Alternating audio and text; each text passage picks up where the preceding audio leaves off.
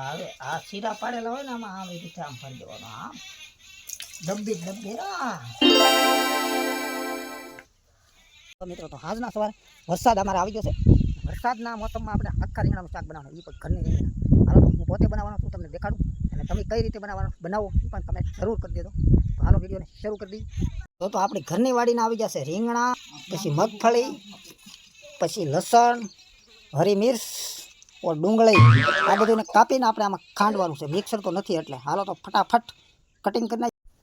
તો પહેલાં લીલી આપણે રીંગણા એટલે આમ કાપી નાખવાના. કાંગીચા નથી કાપવાના, આખા રાખવાના.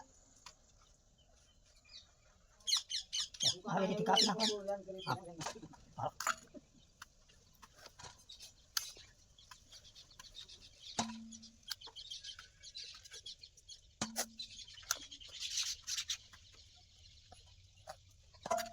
આમાં જે આપણે મરી મસાલા બધા ભેગા કર્યા એ ખાંડીને આવી રીતનું થઈ જાય બધું. હવે આમાં નાખી દેવાનું આપણે નમક,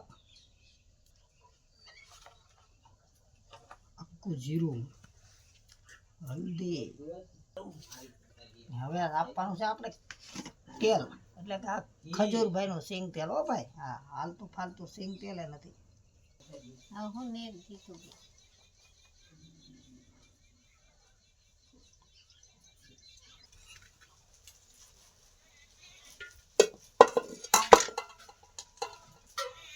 હવે આ શીરા પાડેલા હોય ને આમાં આમ એ રીતે આમ ભરી દેવાનો આમ ડબ્બી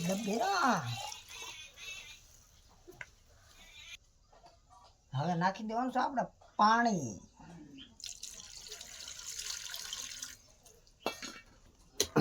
હવે થઈ ગયું છે કમ્પ્લીટ. જો રીંગણા બની, હવે આને સડાઈ દેવાના ચૂલે. તો દેશી ગેસ ઉપર નહીં,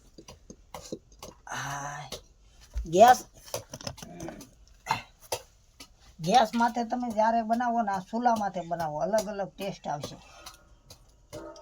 હવે આને 1 કલાક માટે સડવા મૂકી દેવાનું સામને. આપણે ઉપરથી ઢાંકી દેવાનું.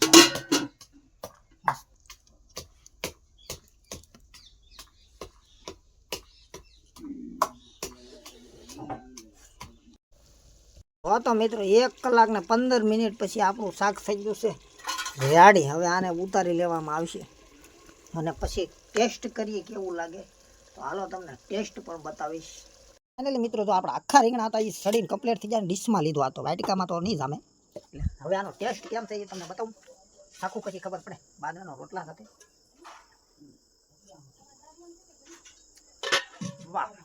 વિડીયોમાં તો તમને નહીં બતાવે, તમે ખુદ ટ્રાય મારજો. આ વિડીયો જોઈને પછી તમે કમેન્ટ કરી દેજો કેવું બને છે ટેસ્ટ. તો આજનો વિડીયો બસ અહીંયા. Bye bye.